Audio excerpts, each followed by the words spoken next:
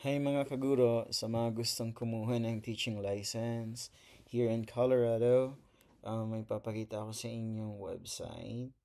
So ito yun, punta kayo sa COOL or Colorado Department of Education. Gagawa kayo ng account.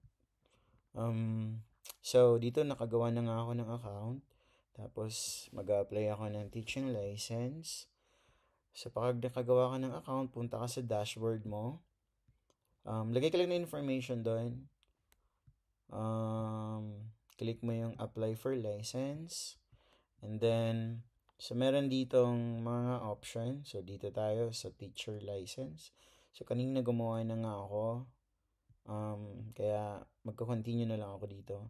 So, pwede ka rin mag-apply for principal, administrator, special services. So, may mga options dito.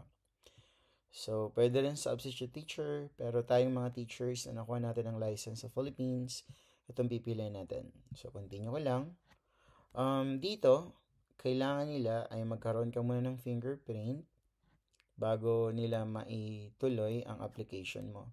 So, for the fingerprint, anyway, bago pala yun, ito lang some information. So, since tayo ay nakuha natin yung degree natin, hindi dito sa US, dito tayo, itong pipiliin natin, all out of state candidates. When you click that, meron ditong mga information, so basahin nyo na lang. Just for your guide, sa ano mga kailangan mong i-ready for your application. So, para matuloy yung process mo, kailangan mo muna ng fingerprint. So, dito sa fingerprint, may dalawang options.